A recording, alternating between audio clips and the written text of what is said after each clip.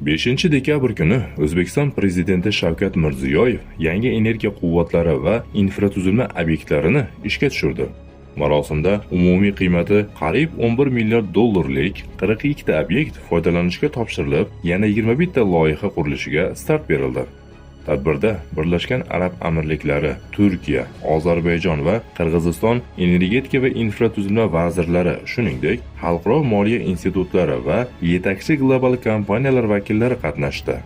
Ishga tushirish marosimida O'zbekiston Prezidenti Mirziyoyev so'nggi yillarda energetika tizimiga 35 milliard dollar xorijiy investitsiya jalb qilinib, 9000 megawatt yangi quvvatlar ishga tushirilganini, natijada elektr ishlab chiqarish hajmi joriy yilda 85 milliard kilovatt-soatga yetganini ta'kidladi.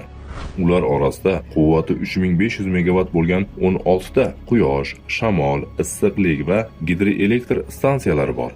Bu stansiyalar Qoraqalpog'iston, Buxoro, Qashqadaryo va Toshkent viloyatida joylashgan.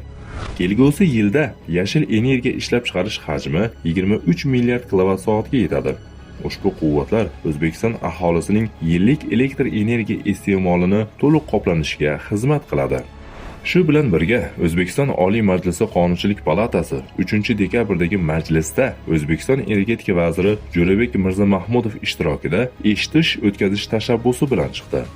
Qonunchilik palatasiga kelib tushayotgan murojaatlarning aksariyat qismi energetika masalalari bilan bog'liq bo'lib, ular orasida asosan elektr energiyasi va gaz ta'minotidagi uzilishlar, xizmat ko'rsatish sifatining yetarli darajada emasligi, avariya holatlarining o'z vaqtida bartaraf etilmayotganligi kabi muammolar ko'tarilgan.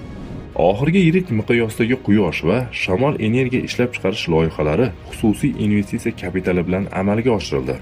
O'zbekiston hukumatı bundan oldin ham ayrim elektr energiyasi va gaz ishlab chiqarish obyektlarini xususiylashtirishga ruxsat bergan edi. Ushbu resurslar xususiy sektor qo'lida bo'ladigan bo'lsa, ularning asosiy vazifasi odamlar va iqtisodiyotga foyda keltirish emas, balki o'zlarining daromadlarini oshirish bo'ladi.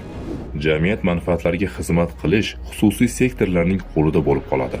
Bundan tashqari, musulmon mamlakatlarning energetika sektori ustidan nazorat kufr mamlakatlari qo'liga o'tishi mumkin. Islom energiya resurslarini umumiy mulk bo'lishini talab qildi va hukmdorga ulardan olingan foydani davlatning barcha fuqarolari o'rtasida taqsimlashni buyuradi. Kapitalistik tuzumda yirik kapital egalari, banklar, moliya kompaniyalari va hukmron elita har doim yutadi. Chunki ular investitsiyalar va turli aktivlarni xususiylashtirish uchun ulkan resurslarga ega.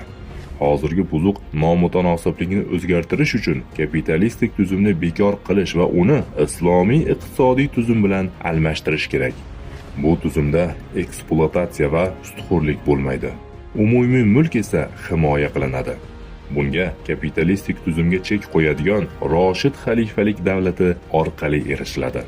Xalifa esa energiya resurslarini jamoat mulkiga qaytaradi va shu orqali energiya inqirozining asosiy sababini yo'q qiladi.